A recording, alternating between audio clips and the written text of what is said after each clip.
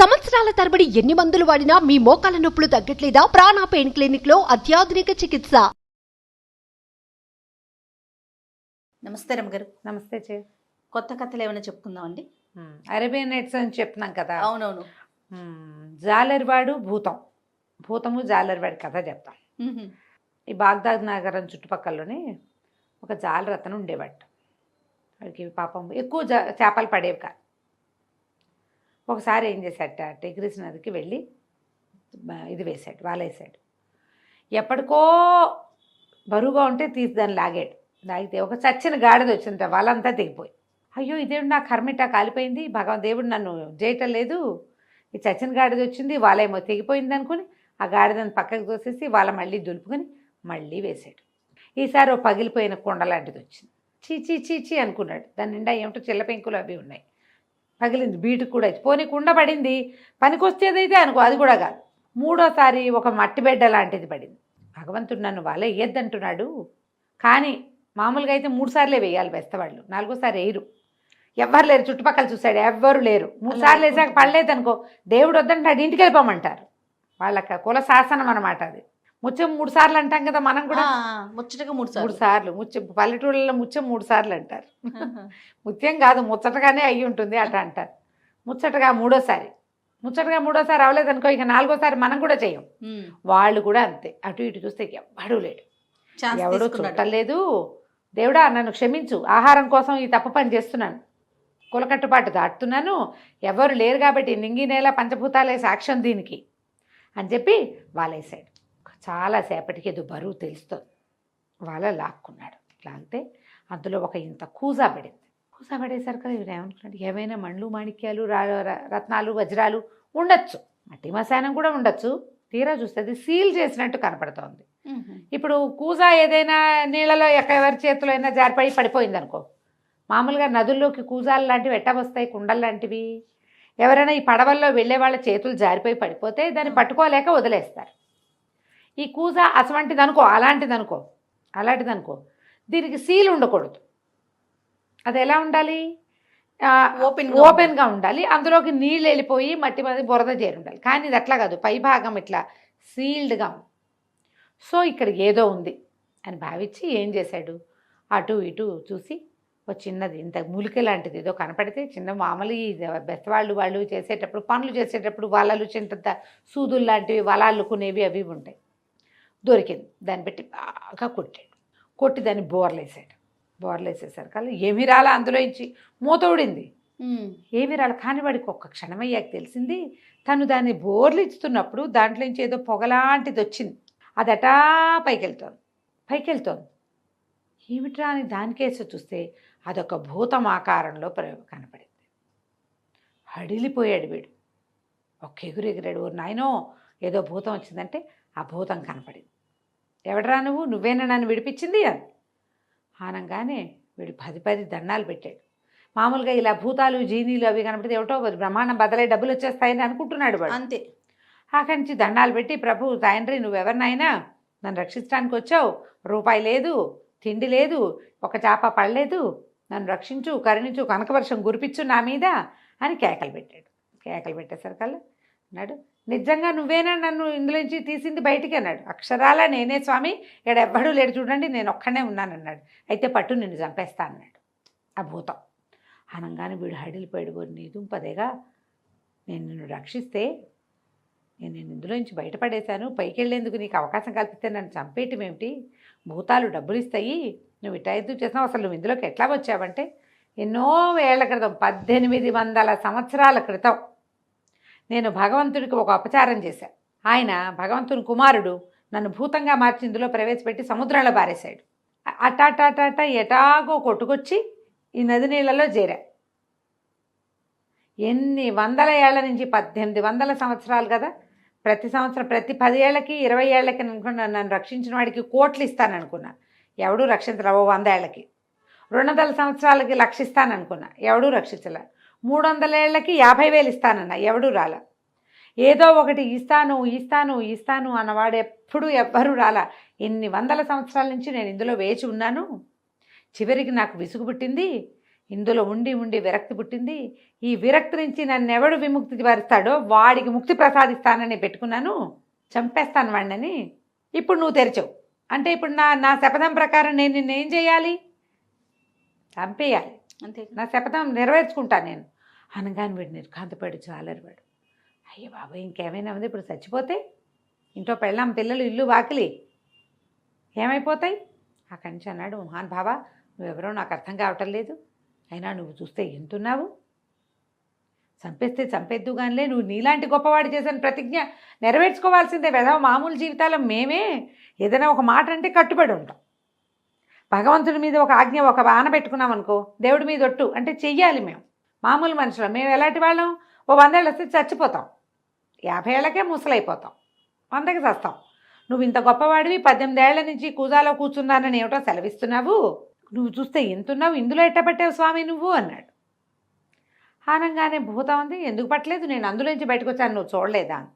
నేను ఎక్కడ చూశాను, నువ్వు చూస్తే ఎంతున్నావు, ఈ కూజా చూస్తే ఎంతుంది, సారాయి పోసుకునే కూజాలే ఉంది ఇది. దీనికి 2 మూతులు ఉంటాయి, ఓవైపు సారా నింపుతావు, రెండో వైపు సారా పోస్తాం. ఆ వైపు సీల్ చేస్తుంది, ఈ వైపు నేను తెరిచా, నువ్వు ఎటపోయావు ఇందులోకి అని 10 ప్రశ్నించాడు. భూతమన్నాడు, నేను ఇందులోనే ఉన్నానంట, నువ్వు ఇందులో ఉన్నావని నాకు నమ్మకం కుదిరిస్తేనే నీతో ఈ చేతిలో నేను చావడానికి సిద్ధం అన్నాడు బెస్తవాడు. అక్షరాల నేను ఇందులోంచే వచ్చాను, కావాలంటే ఇందులోకి వెళ్ళి చూపిస్తాను నీకు అన్నాడు భూతం. అనేసి ఏం చేశాడు, సన్నగా పొగలాగా మారి ఇందులోకి ప్రవేశించగానే దాని పైన సీలు వీడు బోడ తీశాడుగా, ఆ బిరడ పెట్టేసేసాడు దానికి. అయిపోయింది. ఒరే నన్ను వదిలే అంటే ఇతను ఏమన్నాడు, జాలరి పోనీలే కదా, నిన్ను వదిలిస్తే నేను కావాలని చేయలే, కానీ నా వల్ల జరిగింది. నువ్వు నాకు సహాయం చేయకపోగా, నన్ను ఆశీర్వదించకపోగా నువ్వు నన్ను చంపుతానంటావు. ఎవడైనా సహాయం చేసిన వాడిని చంపుతాడా లోకంలో? నేను ఇప్పటికిప్పుడు నదిలో పారేస్తా, ఈ నదికి వరదలు వస్తే నువ్వు మళ్ళీ సముద్రంలో కలిసిపోతావు, నువ్వు సముద్రంలో పారవేయబడి ఇక్కడికి వచ్చావు అనేసరికల్లా జీని బతిమలాడినా మనవాడు ఒప్పుకోలే. పూర్వం దుబాన్ అనే రాజు, యూనన్ అనే రాజు దుబాన్ అనే వైద్యుడిని చంపినట్టుగా నువ్వు నన్ను చంపడానికి చూస్తున్నావు. సహాయం చేసిన వాడిని ఎప్పుడూ చంపడు. పోనీ ఎవడో 3వ వాడు వచ్చాడు అనుకో మధ్యలో, అప్పుడు చంపచ్చు, పోనీ అప్పుడు జరగచ్చు. ఎవరైనా మనని మిస్లీడ్ చేస్తే. ఇక మిస్లీడ్ ఇంకేముంది, నువ్వున్నావు నేనున్నాను, నన్ను రక్షించడాన్ని చంపేస్తాను అని ఎవడైనా ప్రతిజ్ఞ చేస్తాడా? భూతాలు చేస్తాయి, మనిషి అన్నవాడు చేస్తాడా ఆ పని? అలా నీకు సరైన శిక్ష వేశాడు, నీలాంటి వాడికి ఇలాగే కావాలి అనగానే భూతం అంది, ఒరే బుడ్డిలో పెడితే పెట్టావు కానీ కూజాలో పెట్టాడు కదా, కూజాలో పెడితే పెట్టావు, నువ్వు ఆ కథ ఏంటో చెప్పు నాకు అంటే అప్పుడు చెప్పాడనమాట. ఇతను మన బెస్తాబాయ్ చెప్తున్నాడు. పూర్వం యూనన్ అని ఒక రాజుగారు ఉండేవాడట. ఆయన చాలా గొప్ప రాజు, బోళంతమంది వజీర్లు, బోళంతమంది సైనికులు ఉండి పెద్ద రాజ్యం. అయితే ఆయనకి కుష్టు వ్యాధి వచ్చింది. ఆ ఊళ్ళల్లో బోళ్ళు వైద్యాలు చేసేవాళ్ళు, జలగల వైద్యం అని అదని ఇదని చేసేవాళ్ళు. ఎన్ని వైద్యాలు చేసినా తగ్గలేదట. తగ్గపోయేసరికల్లా ఇక దేశ విదేశాల నుంచి వచ్చిన వైద్యుల్ని వీళ్ళని ప్రయత్నం చేసేవాళ్ళు. చేస్తే ఒకసారి ఒక వైద్యుడు ఒక ఆయన చెట్ల మందు తయారు చేస్తానని ఊళ్ళోకి వచ్చాడు. రాజుగారు ఆయన్ని మాట్లాడిస్తే ఆయన పేరు దుబాన్. ఆ దుబాన్ అన్నాడు, నేను దీన్ని కుదర్చగలనండి, ఎక్కువ సమయం కూడా పట్టదు, తేలిగ్గా తగ్గుతుందన్నాడు. ఏమిటి ఇన్ని వందల వైద్యాలు చేసినా కుదరంది, వీడు ఒక మందుతో ఎట్లా తగ్గిపోతుంది? సరే చూద్దామని ఆయనకు ఒక ఇల్లు వాకిలి ఏర్పడితే దుబాన్ తన చెట్లు పుస్తకాలు తన మందులన్నీ ఆ ఇంట్లో భద్రపరుచుకుని, సరే రాజుగారికి ఏం చేశాడు, ఒక చేతి కర్ర తయారు చేసి ఇచ్చాడు. బోలుగా ఉండే కర్ర, దాని నిండా మందు నింపాడు. ఆ మందు నోట్లో వేసినా పైకి పూసినా పనిచేసే మందు కాదు, కర్రలో వేశాడు. ఒక బంతి ఏర్పరిచాడు, పట్టుకొచ్చుకున్నాడు. రాజుగారి దగ్గరికి వెళ్ళాడు. ఆట స్థలంలోకి వెళ్దామండి, ఇగోండి ఈ కర్ర చేత్తో పుచ్చుకోండి, ఈ బంతిని కొట్టండి, బంతిని బాత్తూనే ఉండాలి మీరు. ఆ బంతి మీరు కొట్టేశారు, ఎవడో పట్టుకొచ్చి మళ్ళీ విసురుతాడు, మళ్ళీ కొట్టాలి. ఎన్నిసార్లు కొట్టాలంటే మీ చేతిలో చెమట రావాలి. ఆ చేతి చెమటకి ఈ కర్రలో ఉన్న మందు చెమట ద్వారా మీ శరీరం లోపలికి వెళ్తుంది. అది మన వైద్యం. చెమటలు కారిపోవాలి మీకు. చెమటలు కారాలంటే ఎంతసేపు ఆడితే చెమట పోస్తుంది? పరిగెత్తాలి ఆ బంతి వెనకాల. ఇక ఆ బంతి వెనకాల మీరే పరిగెడతారో వాళ్ళు వేస్తే మీరు కొడతారో నాకు తెలియదు, మొత్తానికి చెమట రావాలి. మీ చేతిలో ఆ కర్ర ఉండాలి, ఆ కర్రలో ఉన్న మందు మీ ఒంట్లోకి వెళ్తుంది అన్నాడు.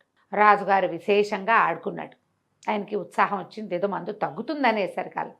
సరే బాగా కొట్టగా విపరీతంగా చెమటలు పోసి ఆ మందు పనిచేయటం మొదలుపెట్టింది ఆయనకి. 9 రోజుల పాటు ఆ వైద్యం జరిగింది. 10వ రోజుకి రాజుగారికి చేతి మీద వచ్చిన కుష్టుమచ్చలన్నీ తగ్గిపోయినాయి. వెండి బంగారంలాగా ప్రకాశించడం మొదలుపెట్టింది చర్మం. ఆయనకి చర్మం నలుపు వచ్చేస్తుంది కదా. పైగా వన్స్ లెప్రసీ ఏ పార్ట్కైనా ఏర్పడిందంటే మిగిలిన చర్మం అంతా కూడా రంగు మారిపోతుంది. రంగంతా నలుపంతా విరిగిపోయింది బ్రహ్మాండంగా. ఆయన అయ్యేసరికల్లా ఈయన చాలా సంతోషించి దుబాని విశేషంగా గౌరవించి పెద్ద భవంతి ఏర్పరిచి నెలకి 1000 దినారాలు జీతం ఇచ్చి ఆస్థాన వైద్యుడిగా నియమించుకుని ఇక అన్నీ ఆయనతోటే. ఫ్యామిలీ డాక్టర్ తోటి అన్నీ పంచుకుంటారు కదా, అంతేగా. కుటుంబ వ్యవహారాలు అన్నీ ఆయనతోటే స్నేహంగా ఉంటారు. అయితే ఈయన వజీర్లు చాలామంది ఉన్నారు యూనన్ దగ్గర. వాళ్ళలో ఒక వజీర్కి భలే ఒళ్ళు మండిపోయిందట. ఈయనకి ఆస్థాన వైద్యుడికి వచ్చేసాక మర్నాడు దుబాను తన దాసదాసి గణంతో వచ్చి సభలో కూర్చుంటే కళ్ళు కుట్టేసినాయిట వజీర్కి. ఎన్నేళ్ళ నుంచో సేవిస్తుంటే మాకేం లేదు, వీడేదో ఒక మందు తయారు చేసి ఇచ్చాడు, ఇట్లా అయిపోయిందని రాజుగారికి సుల్తాన్కి ఎక్కేయటం మొదలుపెట్టాడు. ఈ యూనన్కి శత్రువుని పక్కన పెట్టుకుంటున్నారు, 10 రోజుల్లో ఇంత ప్రాణాంతక వ్యాధిని తగ్గించాడంటే క్షణాల్లో మిమ్మల్ని చంపేయగలడు ఏదైనా మందు పెట్టి. కరెక్ట్ అనేసరికల్ రాజు చాలా కేకలేశాడు. ఏంటి నువ్వు అతన్ని చూసి అసూయ పడుతున్నావా? ఎన్ని వైద్యాలు చేసినా తగ్గలేదే. అతను ఇచ్చిన మందుతో 10 రోజుల్లో మందు పనిచేసింది, గుణం కనపడింది. దైవంతో సమానం, వైద్యో నారాయణ హరి అన్నారు. కాబట్టి నేను ఇట్లా కుళ్ళు పడద్దు నువ్వు అన్నాడు. కాదు, కావాలంటే నేను మీకు ప్రూవ్ చేస్తానని ఇతను చెప్పేసరికల్ సరే ఎట్లా ప్రూవ్ చేస్తావో చూపించు నాకు అనేసరికల్ సరేనన్నాడు. ఒక రాజుగారిని యూనస్ని రక్షించిన దుబాన్ గురించి వజీర్ చెప్తున్నాడు, ఆ దుర్మార్గుడు అని. యూనస్ ఏమంటాడంటే, మనకి మేలు చేసిన వాడిని ఇప్పుడు నాకు జబ్బు తగ్గించాడు, అది కూడా అదేదో పూసి ఇదేదో రాసి అదేమిటో చేసి కాదు, ఆటలాడిచ్చి తగ్గించేశాడు. అతని జీవితం అంతా మన దగ్గరే గడవాలి, ఇంకా అతని మీద అసూయతోటి నువ్వు చెప్తున్నావు. నీ మాట విని అతన్ని నేను ఏదైనా చేస్తే సింధుబాద్ అని గద్దం చంపిన సింధుబాద్ రాజులాగా అయిపోతాను, నేను ఇట్లా చేయను అన్నాడు. అనగానే వజీర్ అడిగాడు, గద్దం చంపాడా సింధుబాద్, ఎక్కడిది ఆ కథ, ఎవరి గురించి అని వజీర్ అడిగాడు. ఎన్నో కథ వచ్చింది చూడు. అక్కడి నుంచి వజీర్ అడిగిన దానికి యూనస్ రాజుగారు చెప్తున్నాడు. పూర్వం సింధుబాద్ అని ఒక రాజుగారు ఉండేవాడట. ఆయనకు ఒక పెంపుడు గద్ద ఉండేది. ఎంత ప్రేమో ఆయనకు ఆ గద్ద అంటే. అది ఎప్పుడు ఆయన ముంజేయి మీదే ఉండేది. ఆయన నిద్రపోతున్నప్పుడు కూడా చేయి చాపు కూర్చుంటే అది ఆయన చేతి మీదే పడుకునేవాడు. చేయి చాపుకొని పడుకుంటే చేతి మీదే కూర్చొని నిద్రపోయేది. అది దాని మెడలో ఒక చిన్న బంగారపు గిన్నె వేళ్లాడేసేవాడు, అందులో మంచినీళ్ళు పెట్టేవాడు. బంగారపు గిన్నెతో నీళ్లు తాగేది అది. రాజుగారికి అంత ప్రీతి. ఒకసారట వీళ్ళు వేటకెళ్ళారు. వేటకెళ్తే ఒక భలే లేడి దొరికిందిట, భలే బాగుందిట, చాలా బలంగా ఉంది, పెద్దదిగా ఉంది. రాజుగారు ఆ లేడిని కొట్టబోయాడు, అది కాస్త తప్పించుకుంది. సింధుబాద్ రాజు పేరు. సరే తప్పించుకునేసరికల్లా ఆయన అన్నాడు, అరే దాన్ని పట్టుకోండిరా, దాన్ని ప్రాణాలతో పట్టుకురావాలి, దాన్ని వదిలేస్తే కనుక మీకు శిక్ష పడుతుంది అన్నాడు. వదిలేసిన వాడికి శిక్ష తప్పదు అనేసరికల్లా సైనికులు ఇటుబడి పరిగెత్తి మొత్తానికి ఎటాగొట్ట దాన్ని మోసుకొచ్చారు. దాన్ని పట్టుకొస్తే అది ఇట్లా రాజుగారు ఎదురుగుండా నిలబెట్టారు దాన్ని. అది ఇట్లా ఆయన దగ్గరకు వస్తూ సడన్గా ఆయన ఇట్లా బెదిరించింది ముందు కాళ్ళెత్తి. ఆయన కంగారు పడిపోయాడు. మామూలుగా అప్పటిదాకా నిదానంగా ఉన్నవాళ్ళు ఒక్కసారి మీదకి దూకితే బెదర్రు. ఇంత బెదిరి వెనక్కి తగ్గేసరికల్లా అది ఈయన నెత్తి మీద నుంచి ఒక్క దూకి పరిగెత్తేసరికల్లా ఈయన భుజం మీదే ఉంది గద్ద. సైనికులు ఇద్దరు పక్కపక్క నుంచిన వాళ్ళు కళ్ళతో ఇట్లా సైగ చేసుకునేసరికల్లా ఏమిట్రా లేడి పారిపోతే మీరు సైగ చేసుకుంటున్నారు అని అడిగాడు. వజీర్ అన్నాడు, అది కాదు ప్రభు, ఎవరి వల్ల ఇది తప్పించుకుంటుందో వాడికి శిక్ష పడుతుంది అన్నారు, వదిలేస్తే శిక్ష పడుతుంది అన్నారు. సైనికులేమో తీసుకొచ్చి మీకు అప్పచెప్పారు. ఇప్పుడు వదిలేసింది ఎవరు? తమరు అనగానే రాజు అన్నాడు, అదేమిటి, నా శిక్ష నేనే వేసుకుంటానా, నాకు మంచినీళ్ళు వద్దు, ఏమొద్దు, ఇప్పుడు ముందు ఇలా లేడిని పట్టుకొస్తానని మళ్ళీ రయ్యమని గుర్రం ఎక్కాడు. ఎక్కి ఇక పరిగెత్తాడు, ఎక్కడికో వెళ్ళిపోయాడు. ఆ లేడిని వెంబడబడి ఆ గద్ద కూడా ఈయన్ని ఫాలో చేస్తే ఆయన భుజం మీదే కూర్చుంది. చివరికి లేడిని కొట్టాక ఏమైంది, అప్పుడు ఆయనకు ఒళ్ళు తెలిసింది, తను చాలా దూరం వచ్చేసానని. ఆ వెర్రి పరుగుతోటి ఆ గద్ద ఆయన భుజం మీద అట్టా కూర్చుని ప్రయాణం చేయదు, పైన ఎగురుకుంటూ వస్తుంది. ఆయన ఎక్కడైనా ఆగితే అప్పుడు భుజం మీద వాళ్తుంది. ఆయన ఆగమంటున్నాడు. ఆయన ఏమనుకున్నాడు, దాహంతో ప్రాణం పోతోంది, ఇది కూడా రొప్పుతోంది, దానికి నీళ్లు కావాలి, దాని మెళ్ళ బంగారు గిన్నె వేళ్లాడేసి ఉంటుంది, ఆ గిన్నెలో నీళ్ళు అయిపోయినాయి. గుర్రము దాహంతో ఉంది అని చెప్పి గుర్రం మీదకి చూస్తే ఏదో చిన్న పళ్ళెం, దానికి నీళ్లు పెట్టడానికి ఇంత పళ్ళెం అంటుతుంది. సరే అటు ఇటు చూస్తే ఒక చెట్టు మీద నుంచి ధారగా నీళ్లు కారుతున్నాయి. ఆయనేమనుకున్నాడు, బాగా పరీక్షించల, పైనుంచి ఏదో జలపాతాల మీద నుంచి చెట్టు మీద పడుతున్నాయని ఆ నీళ్లు ఇట పట్టాడు ఆ చిన్న పాత్రతోటి. సరే ముందు చేతితోటి పట్టుకున్నాడు, పట్టుకుని ఆ పక్షికి మెళ్ళలో పోసాడు. ఆ మెళ్ళలో ఆ గిన్నె ఉందిగా, అది తోసేసింది నీళ్ళని. ఆయనకు అర్థం కాలేదు. సరే ఏం చేశాడు, మళ్ళీ నీళ్లు పట్టాడు, గుర్రానికి పళ్ళెంలో పోసాడు. ఆ గద్ద ఏం చేసింది, ఒక తన్ను దన్నేసింది ఆ గిన్నెని. ఆయనకి అర్థం కాలేదు, దానికి ఇంత పళ్ళె వల్ల ఉంటుంది, డిపలా ఉంటుంది, అందులో పోస్తే అవి కూడా తాగనివిటల్లా. సరే తను నీళ్లు పట్టుకుని ఇట్లా తాగబోయాడు. దాహంతో ప్రాణం పోతుంది, గుర్రం కూడా చచ్చిపోతే అది దాహంతో నేను ఎక్కడికి వెళ్తాను? ఈ గద్ద శనిమోహంది, అది నీళ్లు తాగదు, గుర్రాన్ని తాగనిట్లేదు, నేనైనా తాగుదామని ఇట్లా పట్టుకునేసరికల్లా అది ఒక్క తన్ను దనింది రాజుగారిని. ఆ గద్ద తన్నేసరికల్లా ఆయన కోపంతో మొదలో ఒక కత్తి ఉంటుంది, కత్తి పెట్టి ఒక్క వేటేశాడు. దాని మెడ కాస్త తెగింది, ఇట్ట పైకి చూస్తూ కింద పడి చచ్చిపోయింది. అప్పుడు అది పైకి సైగ చేస్తోందని పైకి చూస్తే ఏంటంటే ఎక్కడి నుంచో నీళ్లు పడుతుంటే ఒక 8-10 పాములు ఉన్నాయి ఆ పైన. ఆ పాములు విషం కక్కుతున్నాయి, ఆ నీళ్లతో కలిసి ఆ విషం కిందకు వస్తుంది. ఆ గద్ద చూసి కేక, వద్దని, దానికి మా నోరు లేదు, నీళ్ళు వద్దంటే ఒకటే దానికి తెలుసు, అది చూసింది కాబట్టి. అది మామూలుగా అయితే పాముల మీద పడుతుంది గద్ద, కానీ ఈ సమయంలో ఏంటి, అది ఎంతసేపటి నుంచో ఎగురుతోంది, దానికి నీటి అవసరం, అలసటగా ఉంది, లేకపోతే పాముల్ని కలబడిపోను. అవి ఇట్లా చెట్టుకు చుట్టుకుని రక్తం విషాన్ని వెళ్ళగక్కుతున్నాయి బయటికి. రాజు నిర్కాంతపోయాడు. ఏం చేస్తాడు, తెల్లబోయాడు. అట్లాంటి సింధుబాద్ ఏం చేస్తాడు, ఆ తర్వాత ఆ గుర్రాన్ని తీసుకుని మెల్లిగా నడుచుకుంటూ చేరుకున్నాడు, గద్దని పోగొట్టుకున్నాడు. తన ప్రాణాలు రక్షించిన గద్దని తన చేత్తోటే చంపేశాడు. అంతేకాకుండా చిలకను చంపిన మనిషిలాగా నేను పాపాత్ముడిని కాలేను, ఈ గద్దని చంపిన సింధుబాద్లాగా తెలివి తక్కువ వాడిని కాను, ఓకే, చిలకను చంపిన మనిషిలాగా పాపాత్ముడిని కాలేనన్నాడు. అనగానే వజీర్ అడిగాడు, చిలకని ఏ మనిషి చంపాడు అని ఆ కథ, రెండో కథ అడిగాడు. పూర్వం ఒక వ్యాపారస్తుడి దగ్గర రాజుగారు చెప్తున్నాడు అనమాట, యూనస్ చెప్తున్న కథ ఇది. ఒక వ్యాపారస్తుడి దగ్గర ఒక చిలక ఉండేది. చిలక మాట్లాడేదట. ఈయన ఆ వ్యాపారస్తుడే ఒక రోజు పిల్లని తీసుకొచ్చి చిన్నగా ఆహారం పెట్టి పెంచాడు. అయితే ఏమైంది, చాలామంది దాసదాసి కానివ్వండి, ఒక అందమైన భార్య ఉంది. అయితే అందమైన భార్య ఉందని ఆయన కొంచెం చిలకని గమనిస్తూ ఉండమని చెప్పేవాడు. ఓసారి ఆయన ఏదో పొరుగురు వెళ్ళి తిరిగి వచ్చాక, చిలక ఏమిటే సంగతులు అంటే, ఏముంది, నువ్వు వెళ్ళాక నీ భార్య చక్కగా అలంకరించుకుని ఎవరో స్నేహితుడు వచ్చి గుర్రం ఎక్కించుకు తీసుకుపోయాడు, మరి అతనితో గడిపొచ్చింది. 4 రాత్రులు నువ్వు ఇంట్లో లేవు, 3 రాత్రులు నీ భార్య ఇంట్లో లేదు అని చెప్పింది. చెప్పేసరికల్లా ఆయన కొళ్ళు మండిపోయింది. దొంగమొహం, నేను ఊళ్ళో లేనప్పుడు నువ్వు ఎవరితోటో తిరుగుతున్నావని లోపలికి వచ్చి అంతఃపురంలోకి పెళ్ళాన్ని చీత కొట్టాడు. చీత కొట్టేసరికల్లా ఆవిడేమో ఆయన బయటికి వెళ్ళిపోయి, కోపంతో బయటికి వెళ్ళిపోయాడు. కొట్టాడు కానీ నేను చంపేయలే, పోనీ బయటికి వెళ్ళిపోయాడు. బయటికి వెళ్ళిపోగానే ఆవిడ మొత్తం చిలకత్తలందరికీ ఇచ్చింది, ఎవరే నా సంగతి మా ఆయనకి చెప్పింది అని ఒక్కొక్కళ్ళని కనుక్కుంటే ఎవరు మేం కాదు అన్నారు. అయితే ఒక పొట్టి దాసి పిల్లందరూ అది చెప్పింది, పెంపుడు చిలక చాలాసేపు అయ్యగారి దగ్గర కూర్చుంది, అదేమైనా చెప్పిందేమో. సరే దీని సంగతి చెప్దాం, నా రహస్యం బయట పెట్టేసిందని ఏం చెప్పింది. ఆయన ఇవాళ వెళ్ళిపోయాడు, ఇప్పుడు రాడు ఇంటికి, ఏ స్నేహితుడి దగ్గర గడుపుతాడు. భార్యను కొట్టాడు, ఆయన కోపంగా ఉంది, వెంటనే ఇంటికి ఎందుకు వస్తాడు, ఎవరింటోనే ఉంటాడు. ఓ పని చేయండి, ఈ చిలకని పంజరంలో పెట్టండి, దాని మీద ఓ గోను సంచి వేయండి, ఉండి దాని మీద కొట్టండి, తర్వాత నీళ్లు పోయండి గోను సంచి మీద అని చెప్పింది. చిలక పంజరంలో ఉంది, దాని మీద గోను పట్ట కప్పేశారు. అక్కడి నుంచి నీళ్లు ధారలుగా పోశారు. మధ్యలో డమాడమ దాన్ని ఆ కర్ర పెట్టి ఆ గోను పట్టాన్ని కొట్టారు. రాత్రంతా తెల్లవార్లు చేశారు. ఆయన పొద్దున్నే వ్యాపారస్తుడు ఏం చేశాడు, తెల్లారాక ఇంటికి వచ్చాడు. ఇంటికి వచ్చేసరికల్లా చిలక వెళ్ళి ఇల్లంతా తిరుగుతుంది. చిలక పోయి భుజం మీద కూర్చుంది. ఏమిటో చిలక విశేషాలు అన్నాడు. ఏముంది, రాత్రంతా ఉరుములు మెరుపులతోటి వాన, చీకటి గాఢాంధకారం అని చెప్పింది. నిజానికి అది ఎండాకాలం, అప్పుడు వానే లేదు. చిలక ఏం పరిస్థితి చూసింది అంతే.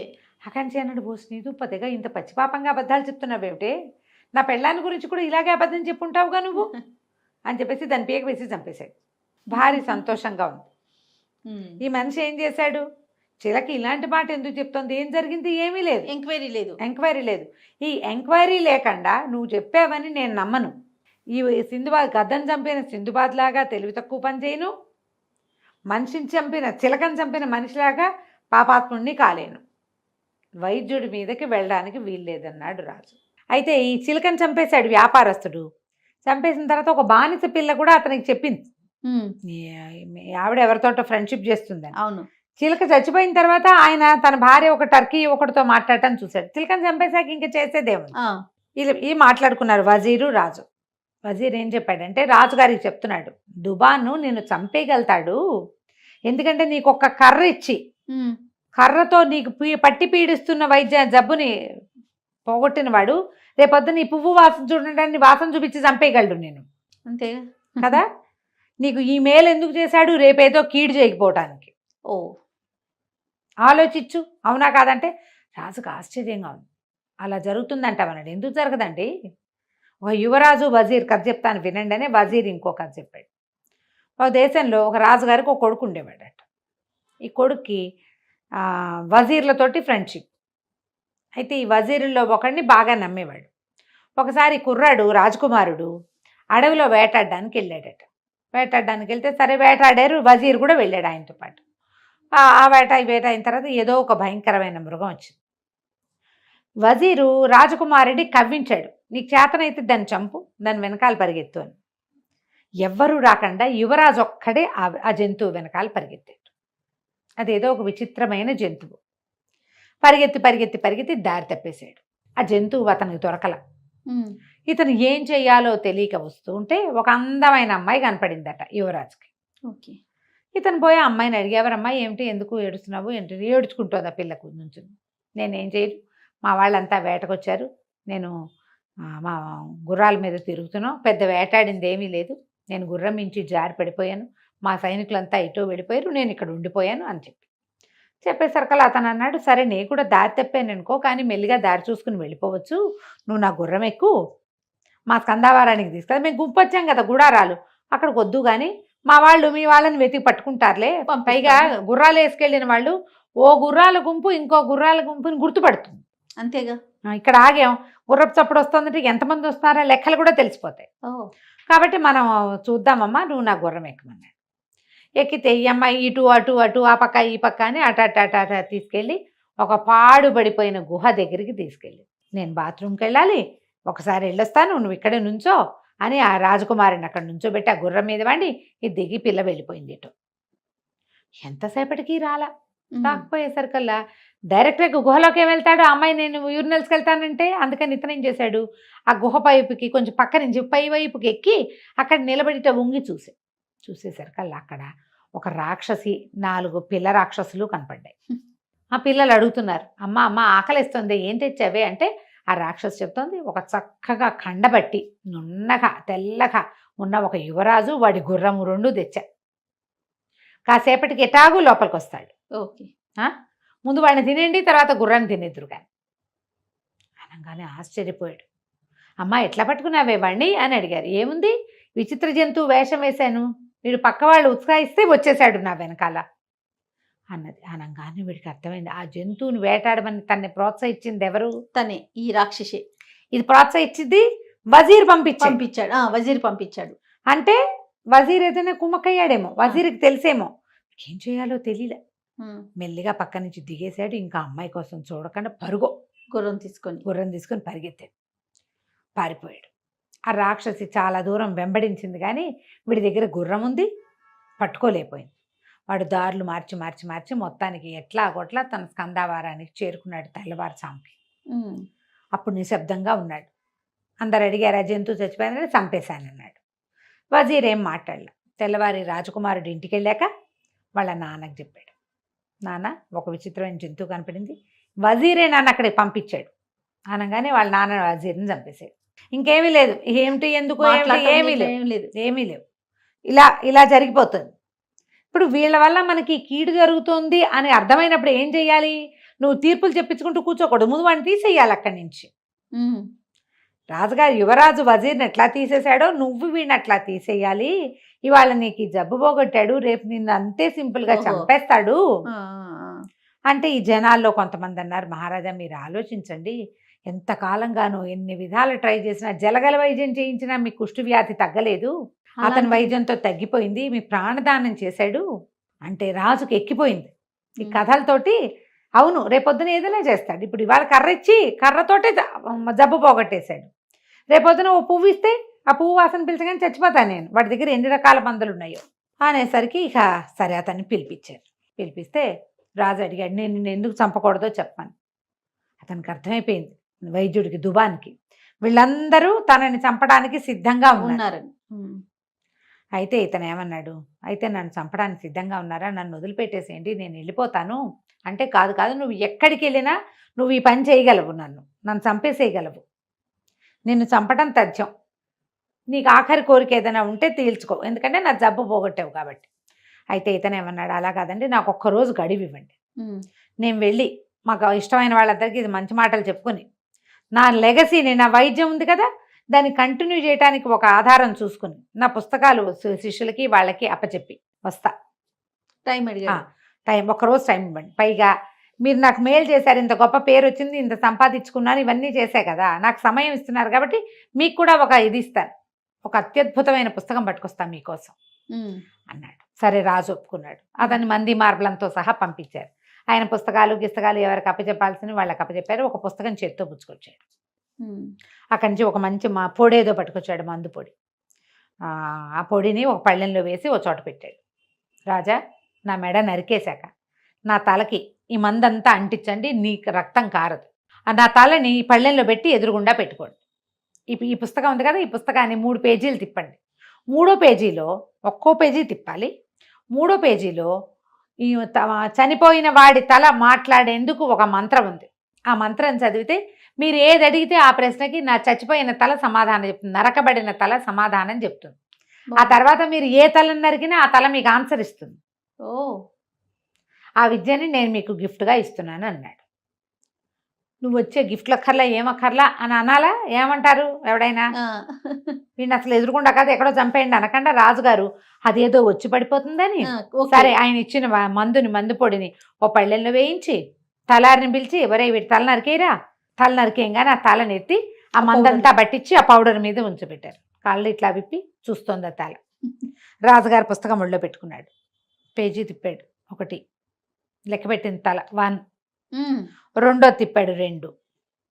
3వది ఎప్పటికీ రాల. ఈయన ఇట్లా 4 కొంచెం తడి చేసుకుని 3వ పేజీ తిప్పాడు. తిప్పితే 3వ పేజీ తెరుచుకుంది. అక్కడ ఏమీ లేదు. కానీ మరో నిమిషం రాజుగారికి విషం తలకెక్కేయటం మొదలుపెట్టింది. పక్కపక్క నవ్వింది తల.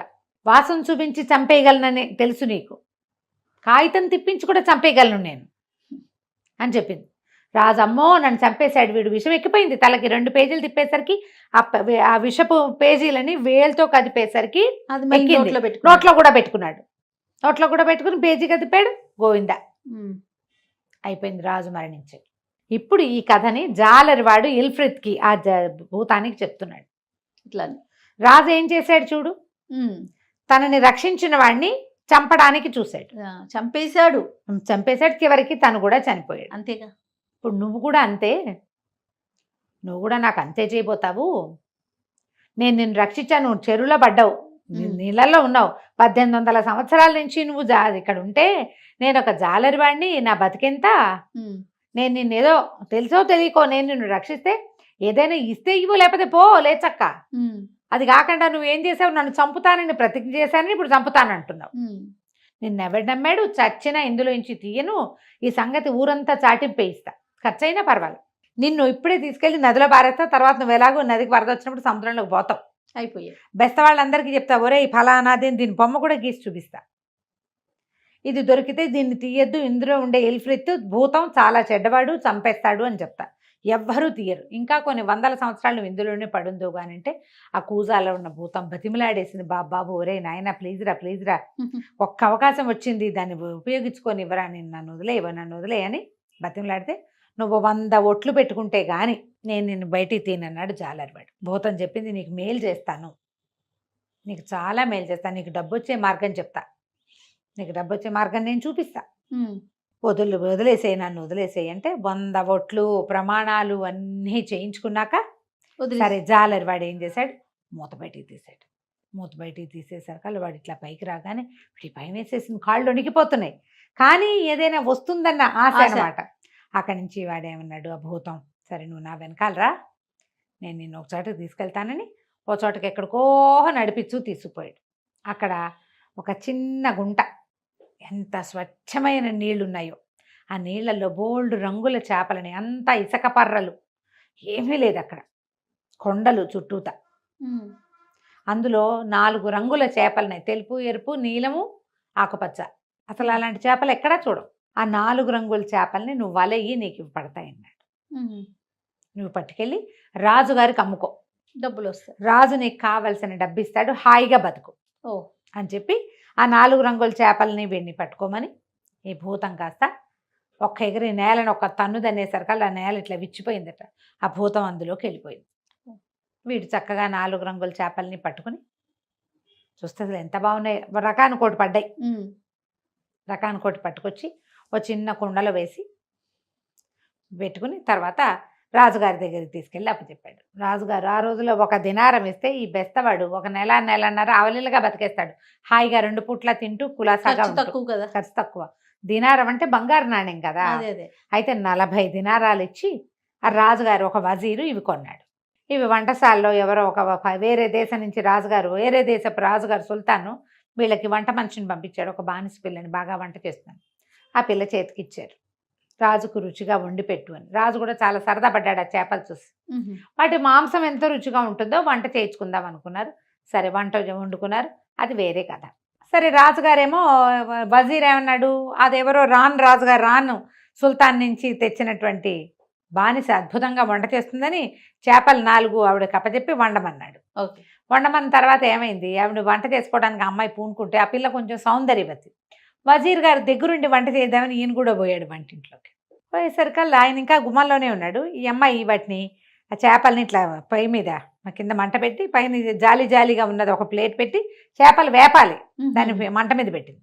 పెట్టంగానే ఝామని ఒక పెద్ద శబ్దం అయ్యి పక్కనున్న గోడ ఒకటి ఢామని పగిలిపోయి అందులో నుంచి ఒక మహాద్భుత సౌందర్యవతి, ఆల్చిప్పల్లాంటి కళ్ళు, పెద్ద పెద్ద ఇయర్ రింగ్స్, అద్భుతంగా ఉన్న ముక్కు మూతితో ఉన్న ఒక అమ్మాయి బయటకు వచ్చింది. గోడలోంచి బయటకు వచ్చి ఈ పెనం పెట్టింది కదా, పెనం మీద వేయిస్తోంది ఈ చేపల్ని. ఒక పేం బెత్తమిటి ఆ పెనం మీద టకాటక కొట్టి మీ ప్రతిజ్ఞ నిలబెట్టుకోండి అన్నది. అనగానే ఈ చేపలు 4 ఒక ఎగిరి అలాగే నువ్వేం చెప్తే అదే చేస్తావు, నువ్వు వద్దన్న పని మేము ఎప్పుడు చేయమని ఎగిరి ఢామనికి కిందకు వచ్చేసినాయి, పొయ్యిలో పడిపోయినాయి పెనం మీద నుంచి. వజీర్ గారు చూసినాడు, ఏమిటి చేపలు మాట్లాడుతున్నాయి, అలాగే అంటున్నాయి, పైగా గోళ్ళ నుంచి ఒకటి వచ్చింది. అదే కదా, అదేమో మహాద్భుత సౌందర్యవతిగా ఉంది, కిందున్న సౌందర్యవతి కంటే గోళ్ళ సౌందర్యం ఎక్కువగా ఉంది. ఏమిటో తెలీదా, చూస్తూ ఉండగానే గోడ మూసిపోయింది, అమ్మాయి వెళ్ళిపోయింది, చేపలు మాడిపోయినాయి, పొయ్యిలో పడిపోయినాయి. తెల్లబోయాడు వజీర్, ఏదో మాయమంత్రం ఉంది ఇక్కడ. ఆ బానిస కంగారు పడిన అమ్మాయి ఏడవటం మొదలుపెట్టింది. ఇప్పుడు రాజుగారు చేపలు పంపించి వేయించంటే పొయ్యిలో పడిపోయాయి అంటే ఏం చేస్తాడు, దీన్ని పడేస్తాడు పొయ్యిలో. అమ్మాయి ఏడుస్తుంటే కంగారు పడకుండా నేను రాజుగారికి చెప్తానని రాజు దగ్గరికి వెళ్ళాడు. ఏదో వింత జరిగిందండి అక్కడ, ఇట్లా జరిగిందంటే రాజు నమ్మల. బానిసే చెప్తే అసలు నమ్మేవాడిని కాను, నువ్వు చెప్తున్నావు కాబట్టి చూద్దాము, సరే ఇంకో 4 చేపలు తెప్పించు, ఆ జాలరి వాడు ఎక్కడాడో వాడిని పట్టుకురమ్మన్నారు. జాలరి ఆశ్చర్యపోయాడు, 4 చేపలు తెచ్చేసి 40 దినారాలు ఇచ్చేసి మళ్ళీ తయారయ్యారే వీళ్ళు, ఈసారి తక్కువకి రానండి అన్నాడు. నీకు ఏది కావాలంటే అది ఇస్తాం పట్టరా అని వాడిని వెంబడబెట్టు తీసుకెళ్ళి వెళ్ళారు. వెళ్తే ఒక పెద్ద దారి, చాలా దూరం వెళ్ళాలి. ఎన్ని గంటలు పడుతుందంటే ఇక్కడికి 4 గంటలు పడుతుంది అన్నాడు. 4 గంటలు ప్రయాణం చేసి వెళ్తే అక్కడ 4 కొండల మధ్యలో అంతా మట్టిగా అంటే ఇసగ్గా ఉంది. ఏమన్నా ఎడారిగా ఉన్న చోట చిన్న కొలను చిన్న కొలను అని చెప్పుకున్నాక చేపలు ఉన్నాయి. చేపలు పట్టించారు. ఆశ్చర్యపోయారు, అసలు ఇది ఎక్కడి నుంచి వచ్చింది, మన రాజ్యం వెనకాల 4 గంటల దూరంలో ఇటువంటిది ఒకటి ఉందని మనకు తెలుసా అసలు ఇలాంటిది అని ఆశ్చర్యపోయారు. వాళ్ళని వీళ్ళని అడిగారు. అడిగితే ఏం సమాధానం రాలేదు. సరే ముందు ఈ 4 చేపలు పట్టాడుగా బెస్తవాడు, పట్టిన వాడికి 400 దినారాలు ఇచ్చారు. ఒక్కో దానికి 100 చొప్పున వాడి చేతిలో పెట్టారు. చేపలు 4 తెచ్చారు. ఇప్పుడు రాజుగారి దగ్గర ఆయన గదిలోనే పొయ్యి, పెనము, వంట చేసేందుకు బానిస మొత్తం అందరినీ పిలిపించుకున్నారు. అక్కడి నుంచి ఈ పొయ్యి మీద పెట్టారు, వాటిని పెనం పెట్టి దాని మీద పెట్టేసరికల్లా సరే ఏమైంది, దానితో వేపి చూయమని నూనె వేయంగానే పెద్ద గోడ పగిలిపోయి అందులోంచి ఈసారి బ్రహ్మాండంగా వస్తాదులాగా ఉన్న ఒక భీకరాకారుడు నల్లటి వాడు ఒకడు బయటకు వచ్చాడు. వాడి చేతులు ఇంత పెద్ద చెట్టు కొమ్మంది. వాడు కూడా ఆ అమ్మాయి ఏదో పాట పాడింది కదా, పాటలాగా మాట నిలబెట్టుకోండేది. వాడు కూడా ఒక పాట పాడాడు. వెంటనే ఈ చేపలు 4 ఢామని మాడిపోయినాయి ఒకేసారి. మీ మాట వింటాం, మీ మాట వింటాం, మీ మాట మీద అవదాటం, మీరేం చెప్తే అదే చేస్తాం. రాక్షసుడు మాయమైపోయాడు. ఆ వచ్చిన బాగా నల్లటి వాడు చేపలు కాస్త మాడి బొగ్గులైపోయినాయి. అయ్యయ్యో. పొయ్యిలో పడలా. ఈసారి జాగ్రత్తగా పెట్టారు, పొయ్యికి పెనానికి గ్యాప్ లేకుండా. పెనం మీదే మాడిపోయినాయి అవి. అంతకుముందు తెలుపు, ఎరుపు, నలుపు, ఆకుపచ్చ రంగుల్లో ఉన్నాయి కదా, ఇప్పుడు ఏమీ లేవు. అర్థం కాలేదు. రాజు అన్నాడు, ఇక్కడ ఏదో వింటుంది, పదండి నేను కూడా వస్తా అక్కడ. కానీ మొత్తం అందరూ పోయారు. వెళ్తే అక్కడ విచిత్రంగా 4 పెద్ద పెద్ద కొండలు, 4 వైపులా చిన్న కొలను. ఇవి ఇక్కడికి ఎట్లా వచ్చినాయి? అక్కడి నుంచి చుట్టుపక్కల అందరినీ కనుక్కోవటం మొదలుపెట్టారు. ఒక ముసలాయన అయితే చెప్పాడు, ఇంత చిన్న కొలను నేను ఏనాడు చూడలే, ఇది ఇక్కడికి ఎట్లా వచ్చిందో కూడా మాకు తెలీదు. కొలను రావాలంటే తవ్వాలి, దానంతటా అవి ఊరేవి చెమ్మ ఇట్లా తడితడిగా అంతంత ఉంటుంది. ఇట్లా గుంటల్లే ఉండి అందులో ఇన్ని రకాల చేపలుండి ఈ వ్యవహారం ఎట్లా వచ్చిందో మాకు తెలియదు. మేము ఇక్కడ మానవ మాత్రం నీ వైపు ఎప్పుడూ చూడలే. ఈ 4 కొండలు ఇదివరకు లేవు, ఈ మధ్య ఎప్పుడో వచ్చాయి. అట్లా ఎట్లా వస్తాయి? కొండలు వస్తాయి, అవును కదా, కొండలు రావు కదా. సరే, అక్కడి నుంచి రాజుకి ఇక్కడ ఏదో మర్మం ఉంది, దాన్ని తెలుసుకోవాలని ఉంది అన్నాడు వజీర్ తోటి. మీరు మొత్తం అంతా వెళ్ళిపోడు గుంపు, నేను ఇక్కడే ఉంటా, నడిచి వెళ్తా, అన్ని కొండలు ఎక్కి చూస్తా, ఏదో మర్మం ఉంది, అది నేను కనుక్కోవాలి అంటే బతిమలాడాడు రా వజీర్. వద్దండి వద్దండి అంటే రాజు ఒప్పుకోవాలి. సుల్తాన్, ఏం పర్వాలా, నాకేమన్నా అక్కడ కొడుకులా కూతుళ్ళా, ఏ పిల్లల్ని చూసుకోవడానికి నేను ఇంటికి రావాలి? రాజ్యం మీరు చూసుకోండి, వజీర్లే సంభాళిస్తారు రాజ్యాన్ని. సుల్తాన్ ఉంటే ఉంటాడు, లేకపోతే లేదు, నేను మాత్రం ఈ రహస్యం కనుక్కున్నాకే వస్తానన్నాడు. అక్కడి నుంచి ఈయన మొత్తం అలంకారాలన్నీ తీసేసి ఒక కత్తి భుజాన్ని వేసుకుని సామాన్లన్నీ వాళ్ళతో పంపించి కొద్దిగా ఆహారానికి కొంచెం ఏర్పాటు ఉంచుకుని అక్కడి నుంచి మర్నాడు తెల్లవారిన దగ్గర నుంచి నడవడం మొదలుపెట్టాడు. ఆ 4 కొండల మధ్యలోకి నడిచి నడిచి నడిచి నడవగా 1 రోజున్నర నడవగా అక్కడ దూరంగా ఏదో ఒక నల్లటి ఒక కోట లాంటిది కనపడింది. కోట అంటూ ఒకటి ఉంటే మనుషులు ఉంటారు అంతే. ఎవరో ఇప్పుడు కొండ అయితే దాని అంతటి పుడుతుంది, కోట ఎట్లా పుడుతుంది? సరే దాని దగ్గరికి వెళ్ళాడు. వెళ్తే ఎవ్వరు లేరు, పిట్ట పురుగు, కోటలాగా ఉంది అంతే. లోపలికి వెళ్ళాడు. చక్కగా ఉంది, క్లీన్గా, బంగారపు మెట్లు, అరకంచి పెద్ద ఈత కొలను లోపల, 4 పక్కల 4 పెద్ద పెద్ద సింహాల నోట్లోంచి ఇట్లా కొలంలోకి నీళ్లు పడుతున్నాయి. ఇంత ఏర్పాటు ఎవరో ఒకళ్ళు ఉండి చేసుకోవాలి కదా. పైగా ఏ రాజాదిరాజులో ఏదో బీద ఇల్లు కాదు, అది పాడుపడిపోయింది కాదు, ఎవరో రోజు వచ్చి ఇక్కడ స్నానం చేస్తున్నట్టు అవన్నీ కూడా కనపడుతున్నాయి. అక్కడి నుంచి పైన పక్షులు తిరుగుతున్నాయి. పైవైపున తిరిగే పక్షులు లోపలికి రాకుండా ఆ ఈత కొలను పై ప్రాంతం అంతా బంగారపు వల అల్లబడి ఉంది. అంటే బాగా డబ్బున్నవాళ్ళు, బంగారపు సింహాలు, బంగారపు మెట్లు, బంగారపు వల, ఇవన్నీ చూశాడు. ఇంకా చూస్తే లోపల ఆహార పదార్థాలు అవి ఇవి కనపడుతున్నాయి. ఓహో, ఎవరైనా ఉన్నారా? నేను పరదేశిని, దూరం నుంచి వస్తున్నాను, నాకు ఆహారం ఏర్పాటు చేయడానికి ఎవరైనా ఉన్నారా అని కేకలు పెట్టుకుంటూ పిలిచాడు. పలకల. వెళ్తూ ఉంటే బంగారపు పల్చడిగా సిల్క్ తోటి బంగారంతో నేసిన పరదాలు, లోపల పెద్ద పెద్ద సింహాసనాలు ఎన్నున్నాయో అంతా తిరిగి చూశాడు. పెట్ట పెరుగు లేదు, మానవ మాత్రుడు అన్నవాడు లేడు అక్కడ. ఏం చేయాలో తెలీలా. ఇక్కడే ఉంటే ఇదేదైనా మాయమర్మం ఉన్నదా అర్థం కాల. ఇంతలో ఒక చిన్న మూలుగు వినపడింది. ఏంటి, ఎవరో మూలుగుతున్నారు అంటే అంటున్నారన్నమాట. అని గట్టిగా అనలేక మూలుగుగా వినపడుతోంది. ఈయన మూలుగు వచ్చిన వైపు, ఎవరినైనా మహానుభావ ఎవరైనా ఉన్నారా, పలకండి, నాకు సమాధానం చెప్పండి అని కేకలు పెట్టుకుంటూ వెళ్తే ఒక పెద్ద బంగారపు గద్దె, చాలా పెద్దది, దాని మీద ఒక అతను కూర్చుని ఉన్నాడు. తెల్లగా పొడుగ్గా ఉన్నాడు, బంగారపు రంగు వస్త్రాలే ధరించింది, పైన ఏదో ఉత్తరీయం లాంటిది వేసుకున్నాడు, మెళ్ళో ఏవో నగలున్నాయి, అసలు గులాబీ రంగు బుగ్గలు, చక్కగా 9 రెక్కల లాంటి మీసాలు, ఎంత పండల్లే, ఎంత చక్కగా ఉన్నాడో. వాడు ఏదో ఎక్కడి నుంచో దిగొచ్చిన దేవదూతల్లే కనపడ్డాడు ఈయనకి. అక్కడి నుంచి, బాబు ఎవరండి మీరు, ఇక్కడ ఒకరే ఉన్నారేమిటి, ఇక్కడ ఎవరు ఎందుకు లేరు, నాకు కొంచెం ఆహారం ఇస్తారంటే, నేను ఇక్కడి నుంచి కదలలేను బాబు అన్నాడు. మనిషి చూస్తే బ్రహ్మాండంగా ఉన్నాడు, ఎందుకు కదలలేడు? అదేంటండి చూడ్డానికి బాగున్నారు కదా అన్నాడు.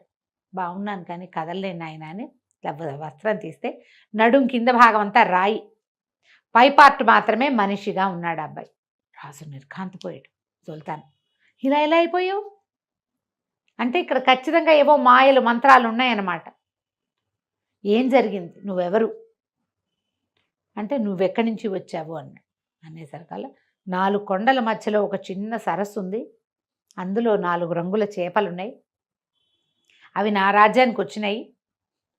వస్తే వాటిని ఒక అందగత్తైన ఒక అమ్మాయి, నల్లగా నీగురవాడిలాగా ఉన్న రాక్షసుడిలాగా ఉన్న ఒకడు వాటిని ఆహారంగా పక్వం కాకూడదని చెప్పిన మాట వినాలని శాసిస్తే అవి మాడిపోయినాయి. ఆ అమ్మాయి ఆ నల్లటివాడు వీటిని శాసిస్తున్నారంటే ఇక్కడ ఏదో కథ ఉంది, అది తెలుసుకోవడానికి వచ్చాను నేను అని చెప్పాడు రాజు. అప్పుడు ఇక్కడున్న అతను ఈ ప్రాంతానికి యువరాజు, నేను నా తండ్రి మొత్తం ప్రాంతానికి రాజు. నువ్వు చూసిన కొండలు అవంతా కూడా మా రాజ్యం. ఒక శాపం వల్ల ఆ రాజ్యం అంతా అట్ట కొండలుగా మారిపోయింది. నా ప్రజలైన 4 జాతుల వాళ్ళు అంటే ముస్లింలు, యూదులు ఇలా ఉంటారు కదా, నీగ్రోలు, అట్లా మొత్తం 4 జాతుల వాళ్ళు 4 రంగుల చేపలుగా మారి అందులో బతుకుతున్నారు. వాళ్ళని శాసించేది ఆ అందగత్తైన అమ్మాయి, ఆ నల్లటివాడే అనేసరికి రాజుకు చాలా ఉత్సాహం వచ్చింది. ఏదో కథ ఉంది, ఏం జరిగింది, అసలు నువ్వెవరు, దేనివల్ల నీకు ఈ పరిస్థితి వచ్చింది, ఇంత చక్కటి వాడివి సగం రాయిగా ఎలా మారిపోయావు అని అడిగితే ఆ యువరాజు తన కథ చెప్పడం మొదలుపెట్టాడు. మనం వచ్చే భాగంలో ఆ కథ తెలుసుకుందాం. తప్పకుండా అండి. కానీ చాలా బాగుంది రమ్ గారు స్టోరీస్, అరేబియన్ స్టోరీస్ కానీ పేరుకి అంటే ఇంట్రెస్టింగ్ గా చెప్పాక రస్టిక్ గా ఉంటాయి. వీటిలో నుంచి జాగ్రత్తగా కొంచెం కొంచెం తీసుకోవాలి మనం. ఒక యువరాజుని చూశాడు సుల్తాన్. యువరాజు తన కథ చెప్తున్నాడు. సరే, యువరాజు ఏం చెప్పాడంటే, ఈ ప్రాంతపు సుల్తాన్ మా తండ్రి, నాకు వివాహం అయింది, నేను నా కజిన్నే పెళ్లి చేసుకున్నా. ఆమె ఎంత బాగుండేదో నాతోటి, ఎంతో బాగుండేది. అయితే ఒకనాటి రాత్రి నేను పడుకుంటే నాకు మాగన్నుగానే ఉంది నా నిద్ర. ఎందుకనో ఆ రోజు నేను గాఢంగా నిద్రపోలే. ఆమె నిద్రపోయేదాకా నా పక్కనే ఉండేది రోజు. ఇవాళ ముందే వెళ్ళిపోయింది.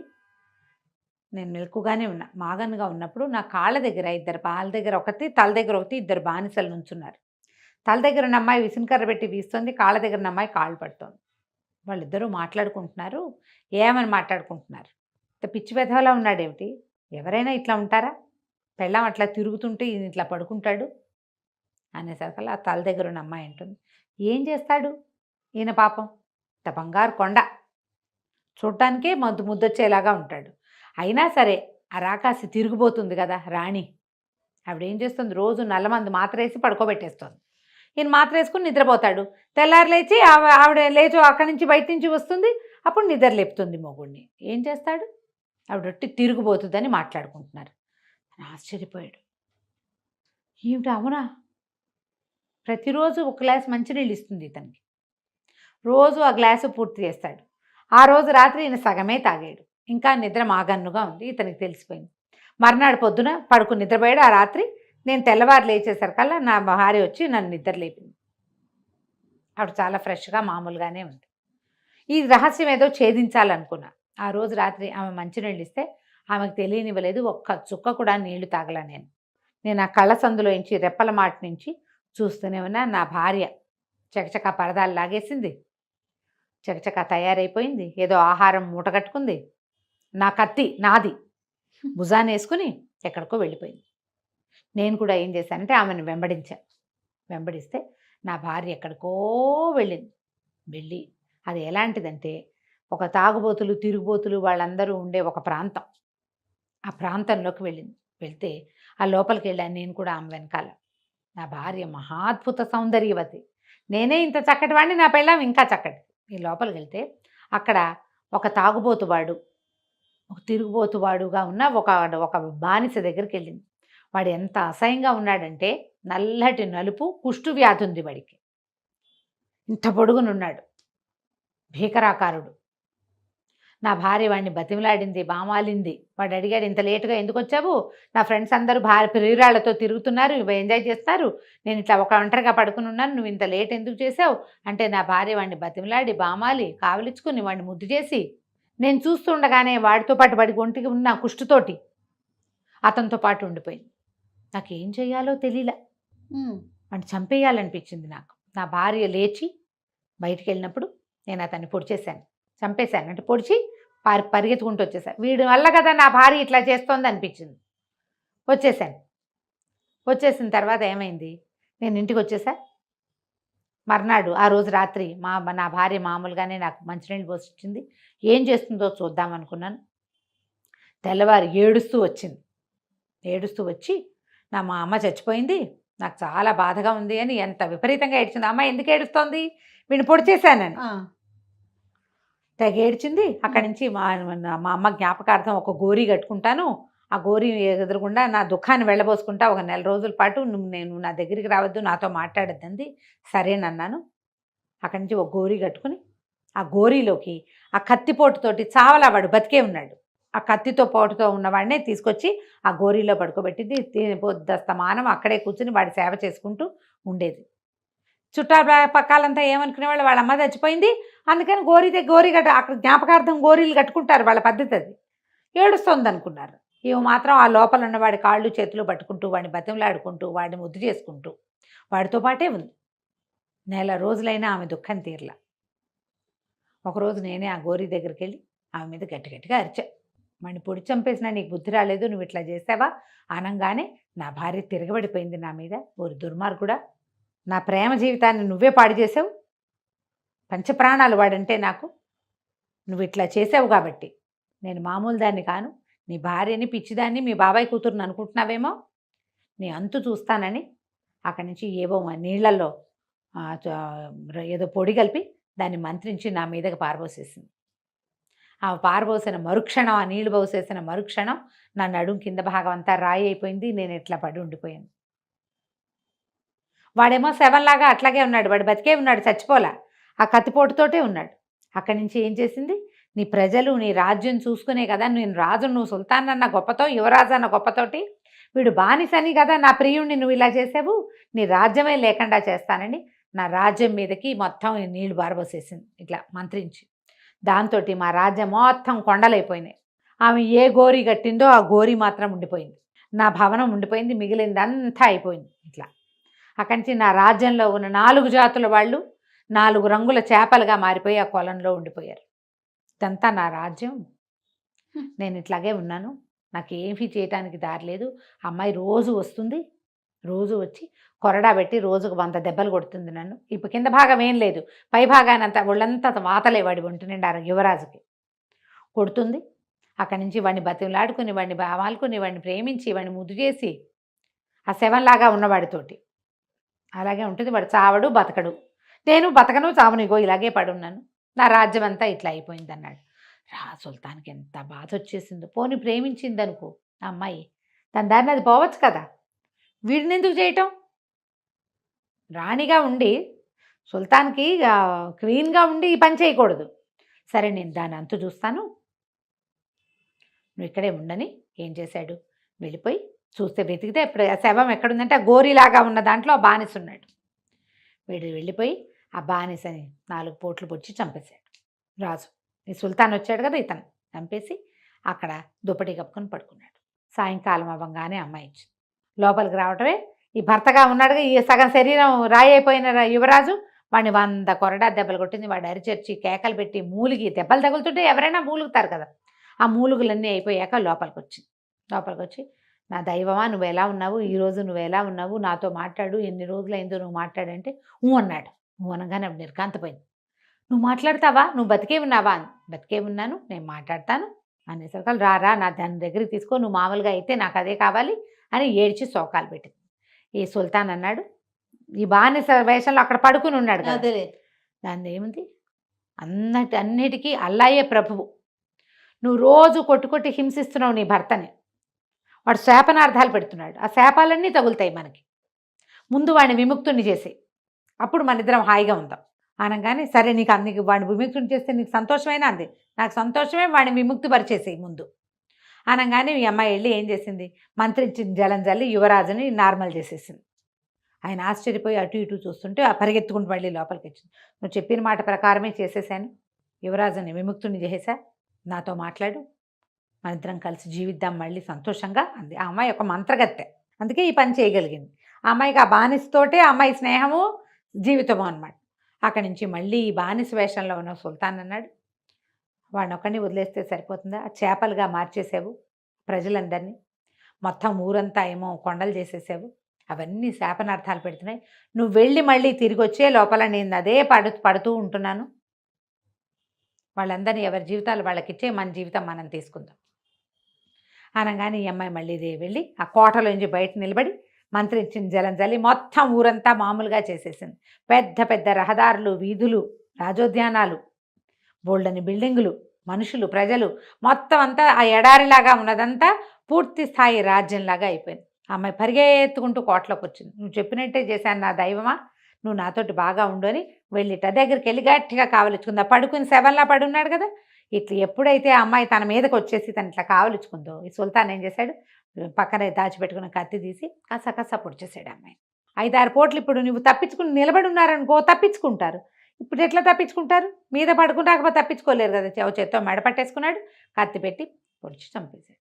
చచ్చిపోయిన మరుక్షణం ఆ అమ్మాయిని పక్కకు తోసేసి లేచి నిలబడ్డాడు. నిలబడటం ఏమిటి, యువరాజు వచ్చాడు లోపలికి.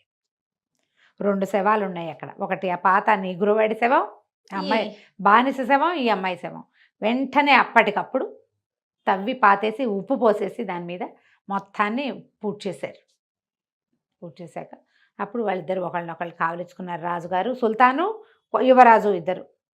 ఎంతో గొప్ప పని చేసావు, నువ్వు నన్ను ఇక్కడి నుంచి ఇది చేసావు, నువ్వెవరు ఏమిటి ఎక్కడి నుంచి వచ్చావంటే, ఇక్కడి నుంచి కనీసం 4 రోజులు ప్రయాణిస్తే కానీ మా ఊరు రాదు. అతను ఎంత నడిచి వచ్చాడు, అవును, ఇక్కడ చాలా దూరము, కానీ మన ఊరు వెళ్దాము, నువ్వు నాతో పాటు రా, నాకు పిల్లలు లేరు, ఈ రాజ్యాన్ని వదిలేసే, ఇంక ఇక్కడ ఉండద్దు, నీ జీవితం ఇక్కడ ఏం బాగుండదు. ఇంకా అందరికీ ఏం తెలుసు, ఇతని భార్య ఒక మంత్రగత్తె, ఆ అమ్మాయికి ఒక బానిస ప్రియుడు ఉన్నాడు, ఇప్పుడు చంపేసినా ఇక అతని మించి ఆ ప్రధ పోదు కదా, నువ్వు నాతో వచ్చేయి, నేను నిన్ను పెంచుకుంటాను అనేసరికి అక్కడి నుంచి కొన్ని బళ్ళు కట్టించుకుని ఈ రాజ్యాన్నేమో వజీర్లకు అప్పచెప్పేసి ఈ బళ్ళల్లో బోల్డంత అపారమైన సంపద వేసుకుని సుల్తాను, యువరాజు ఇద్దరు సుల్తాన్ గారి రాజ్యమైనటువంటి బసరాకి తిరిగి వచ్చేసాక ఇంత అద్భుతమైన వ్యవహారం జరగడానికి కారణం ఎవరు, చేపలు తెచ్చిన జాలరిని పిలిపించారు. జాలరిని పిలిపిస్తే ఆ జాలరి అతను వచ్చాడు. నీకు ఎంతమంది పిల్లలు ఏమిటి అని కనుక్కుని వాడికి ఇల్లు వాకిలు అన్నీ ఏర్పరిచారు. అతనికి 2 కూతుళ్ళు, 1 కొడుకు ఉన్నారు. రాజుగారు ఎంతో సంతోషించి యువరాజు ఓ పిల్లని పిచ్చి పెళ్లి చేసి ఓ పిల్లని తను పెళ్లి చేసుకున్నాడు. వాళ్ళ పెళ్ళిళ్ళు అలాగే ఉంటాయి కదా, చిన్నపిల్లల్ని చేసేసుకుంటూ ఉంటారు. పెళ్లి చేసేసుకున్నారు. వాళ్ళ అబ్బాయినేమో ధనాగారానికి అధికారం చేసి ఎంతో హాయిగా ఉన్నారు. ఈ చేపలు పట్టుకుని మొదట ఇల్ఫ్రిత్ని చెప్పాడు కదా, ఇల్ఫ్రిత్ నీ జీవితమే మార్చేస్తాను నేను, అతను చెప్పినట్టుగానే ఈ మొత్తం జీవితం మారింది. ఈ జాలరి వాడితో పాటుగా యువరాజు జీవితం కూడా మారిపోయింది. మొత్తం ఆ చేపల వల్ల ఏం మార్పు జరగాలో అదంతా యథాతథంగా ఎలా జరగాలో అలా జరిగిపోయింది. ఆ తర్వాత అందరూ హాయిగా ఉన్నారు. కథ కంచికి మనం ఇంటికి. సూపర్ అండి. నమస్తే రమ్మగారు. నమస్తే.